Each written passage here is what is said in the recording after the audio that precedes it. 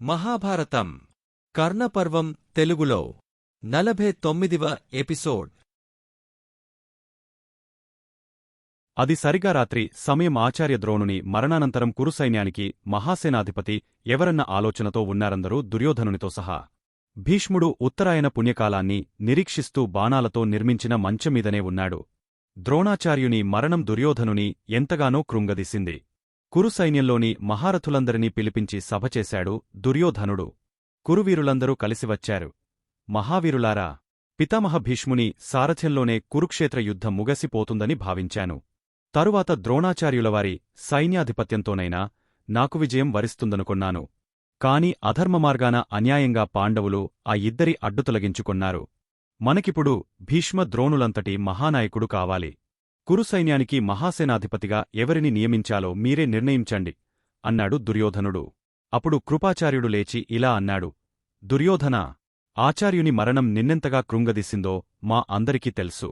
భీష్మద్రోణుల తరువాత నీకు అత్యంత ఆప్తుడు నీ శ్రేయోభిలాషి కర్ణుడు. కాబట్టి మహాసైన్యాధిపతి పట్టాన్ని కర్ణునికి కట్టబెట్టటమే సముచితంగా ఉంటుంది. కృపాచార్యుని అభిప్రాయాన్నే సమర్థించాడు అశ్వత్థామ. దుర్యోధనునికి కూడా మనస్సులో కర్ణునికే సేనాభారాన్ని వప్పగించాలని ఉంది. తన కోరికకు తగినట్లుగానే కృపాచార్యుడు మాట్లాడటం దుర్యోధనునికి ఎంతో సంతోషం కలిగించింది. వెంటనే కురుసైన్యానికి మహాసేనాధిపతిగా కర్ణుని ప్రకటించాడు. కురువీరులందరూ హర్షాన్ని ప్రకటించాడు. భీష్మ ద్రోణుల తరువాత తనకంతటి గౌరవం లభించినందుకు పొంగపోయాడు కర్ణుడు. పవిత్ర గంగాజలంతో కర్ణుని అభిషేకించాడు దుర్యోధనుడు. కురువీరులందరూ కర్ణునికి జయ జయధ్వానాలు చేశారు. ఒకప్పుడు కులహీనుడని నిండుసభలో అవమానింపబడిన తాను ఈనాడు కురు మహాసైన్యానికి సర్వసైన్యాధిపతి పట్టాన్ని కట్టించుకోవటం కర్ణునికి మహదానందమనిపించింది. శరీరంలోని నరనరాలు ఆనందోద్రేకాలతో పొంగపోయాయి. ప్రాణమిత్రుడు దుర్యోధనుని గట్టిగా కౌగలించుకొన్నాడు. ఆనందాశ్రువులు కన్నుల నిండగా ఇలా అన్నాడు: ప్రాణమిత్రమా, ఈ సూతపుత్రునికి సురాధిపత్యాన్ని బహుకరించావు. స్నేహానికి నీవు కట్టినవెల అనన్యమైనది. నీ స్నేహంలో, నీ ప్రాపకంలో నీ ఉప్పుతిని పెంచిన ఈ దేహాన్ని నాదిగా నేనెన్నడూ అనుకోలేదు. దేహాలు వేరైనా ప్రాణమొక్కటిగా బ్రతికాను. నా శరీరంలో చివరి రక్తబిందువున్నంతవరకు నీకోసమే శ్రమిస్తాను. ఈ సువిశాల భరత సామ్రాజ్యానికి నిన్ను రారాజును చేయకుండా విశ్రమించను. నీవు నామీద ఉంచిన విశ్వాసాన్ని చివరి నిమిషం వరకు కాపాడుకుంటాను. కర్ణుని మాటలకు పులకించి పోయాడు దుర్యోధనుడు. మిత్రమా కర్ణా, నా సర్వ సైన్యానికి నిన్ను మహాసైన్యాధిపతిగా పట్టంకట్టాలన్న నా ఆశ నేటితో నెరవేరింది. జయాపజయాలకన్నా నీ స్నేహమే నాకు ముఖ్యం. నీవు నాకు తోడుగా ఉన్నావన్న నమ్మకంతోనే ఈ యుద్ధానికి దిగాను. మన అతిరథ మహారథులందరూ నీకు తోడుగా ఉంటారు. నీ శౌర్య పరాక్రమాలతో లభించపోయే విజయం కోసం ఎదురుచూస్తాను. నీకు మంచి జరగాలని దేవతలదరినీ కోరుకుంటాను తన్మయంగా అన్నాడు దుర్యోధనుడు. బంగారు బిందెలతో ద్రాక్షరసాన్ని తెప్పించి కురువీరులందరికీ విందుచేశాడు దుర్యోధనుడు. మనస్సులకు శరీరాలకు తగిలిన గాయాల బాధను మరచిపోయారందరూ. ఆ రాత్రి కర్ణునికి నిద్రపట్టలేదు. గతమంతా కళ్లముందు కదిలింది. కన్యకుంతికి తాను పుట్టటం, అతిరథునికి గంగానదిలో దొరకటం, రాధాదేవి పెంచటం, దుర్యోధనుని స్నేహం, పరశురాముని శాపం, దేవేంద్రుని మోసం, భూదేవి శాపం, కన్నతల్లి పాండవులను చంపవద్దని కోరటం, ఒకసారి ప్రయోగించిన అస్త్రాన్ని మరొకమారు ప్రయోగించనని కుంతికి చెప్పటం, ఇంద్రశక్తి ఘటోత్కచుని పై వ్యర్థం కావటం ఒక్కొక్కటిగా మనోరంగ స్థలంపై నాట్యంచేశాయి. గతజ్ఞాపకాలతో కుదేలైపోయాడు కర్ణుడు.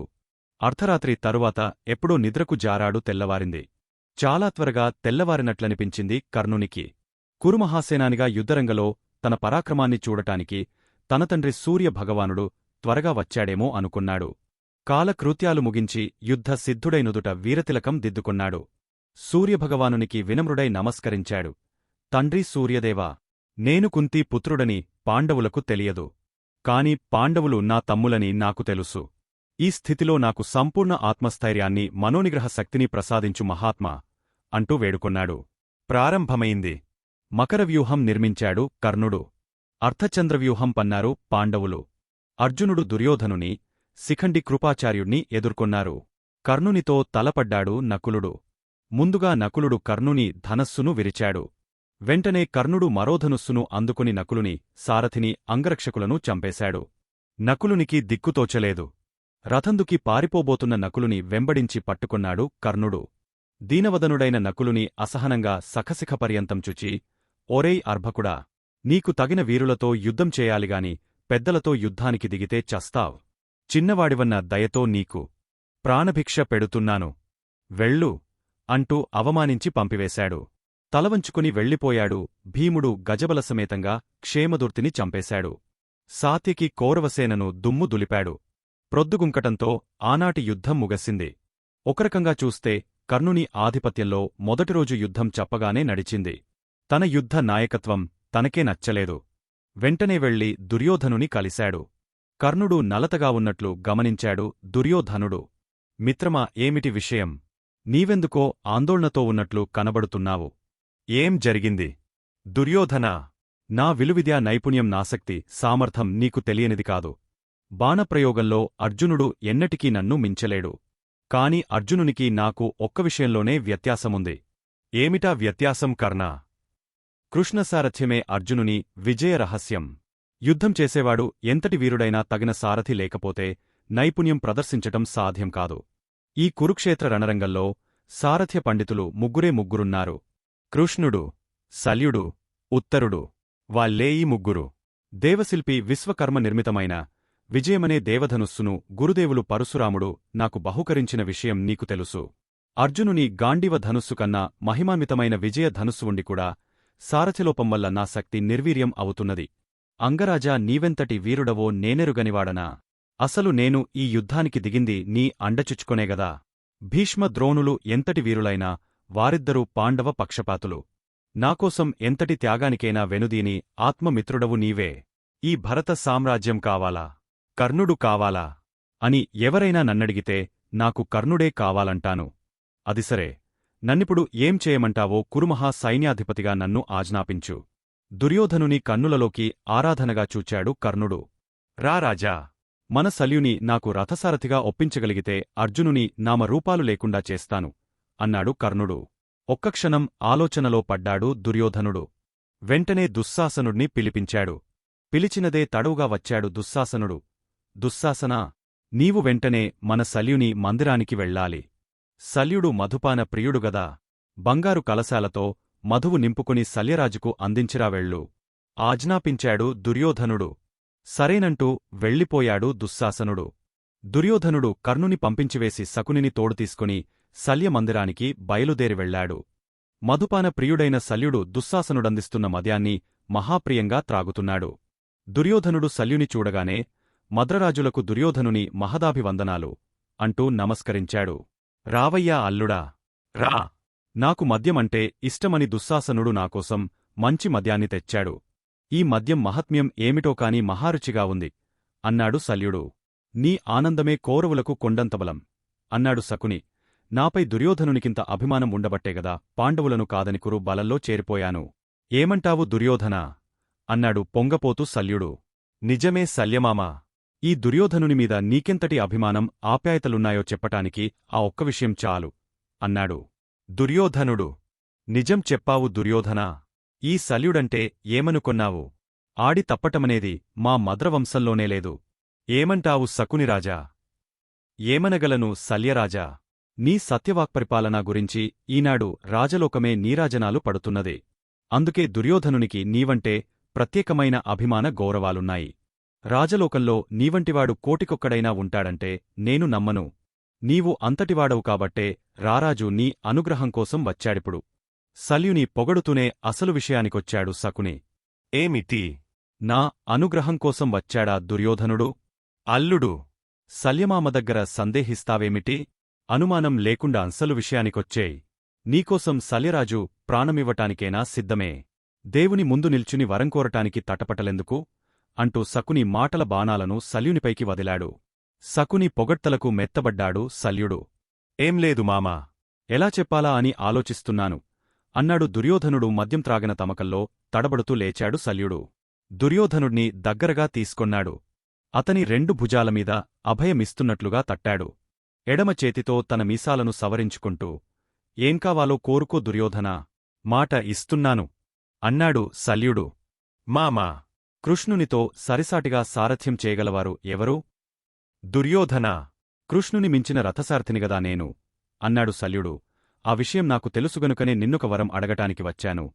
చెప్పవయ్యా అల్లుడు, ఏమిటావరం? చెప్పుకో. అర్జునుడు కృష్ణుని సారథ్య మహిమ వల్లనే కురుసైన్యాన్ని చెండాడుతున్నాడు.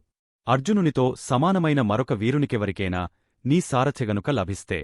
ఆగపోయాడు దుర్యోధనుడు. ఏమిటి? నేను సారథ్యం చేయటమా? నేను వీరుడనై ఉండి మరొకరికి సారథ్యం చేయటమా? ఏం మాట్లాడుతున్నావు దుర్యోధనా? నేను అతిరథ వీరుడను, పౌరుషంగా అన్నాడు శల్యుడు. మామ శల్యరాజా, త్రిపురాసుర దహనానికి బ్రహ్మదేవుడు శ్రీవిష్ణువుకి సారథ్యం చేయలేదా? హృదయ విద్య తెలిసినవారికే సారథ్యం సాధ్యమవుతుంది. రథసారథ్యంలో కృష్ణుడు నీగోటికి కూడా సరిరాదు. నన్ను అవమానిస్తున్నావా దుర్యోధనా? కాదు మామా, కానే కాదు. శత్రుహృదయ శల్యుడవు నీవు. అందుకే నిన్ను లోకమంతా శల్యరాజు అని పిలుస్తూ ఉంది. నీ రథసారథ్య సామర్థ్యం చూడాలని నేను ఎప్పటినుండో ఆశతో ఉన్నాను. దయచేసి నాకోర్కె మన్నించవా మామా? రారాజు అభిమానం మరచి ప్రాధేయపడ్డాడు. ధర్మరాజుకిచ్చిన వాగ్దానం గుర్తొచ్చింది శల్యునికి. సరే దుర్యోధనా, నా సారథ్యం చూడాలంటున్నావు కాబట్టి మన్నిస్తున్నాను. సరే, నేనెవరికి సారథ్యం చేయాలి? నా ప్రాణమిత్రుడు అంగరాజు కర్ణునికి. ధిక్! ఒక సూతునికి క్షత్రియ సారథ్యమా? మామా, ఈ దుర్యోధనుడు విజయలక్ష్మిని వరించాలని నీవు భావిస్తే ఈ త్యాగం చేయక తప్పదు. నాకోసం, కేవలం నాకోసం అంగీకరించు. దుర్యోధనా, మాట ఇచ్చాను గనుక మన్నిస్తున్నాను. కాని ఒక్క షరతు. కర్ణుడు నన్ను సారథిగా చూడకూడదు. నేను ఏం మాటాడినా తప్పుగా భావించకూడదు. నాకు అయిష్టమైన నిమిషమే సారథ్యాన్ని వదిలేస్తాను. సారథ్యం తప్ప మరే విధమైన సహాయ సహకారాలు నానుండి అర్థించరాదు. దుర్యోధనా, మరొకసారి విను. కేవలం సారథ్యం మాత్రమే చేస్తాను. సరేనా? కృతజ్ఞుడను మామా. నీ మేలు మరువరానిది. శల్యుడు కర్ణసారథిగా ఉంటూ సూటిపోటి మాటలతో కర్ణునిగాయపరుస్తూ అతని శక్తిసామర్థ్యాలను అణచివేసి ధర్మజునికి సహాయపడాలనుకొన్నాడు. రకరకాల వ్యక్తుల సమాహారం మహాభారతం. ఈ మహాకథలో మహాత్ములున్నారు, మహానీచులు కూడా ఉన్నారు. అభిమానవంతులు, అసమాన పురుషులు, నిందితులు, నీతిమంతులు, కాముకులు, కాపురుషులు, కర్తవ్యహీనులు, కర్మయోగులు, కీర్తివంతులు, కుటిలురు, చరిత్రహీనులు, సచ్చరిత్రులు, పుణ్యపురుషులు ఎందరెందరో ఉన్నారు. ఈ మహాభారతంలో లేనిది ఈ సృష్టిలో మరిక ఉండదు. మన నిత్య జీవితంలో తారసపడే ఎందరో వ్యక్తులు ఇందులో ఉన్నారు. అందుకే మహాభారత కథ ఏనాటికీ నిత్యనూతనంగా ఉంటుంది.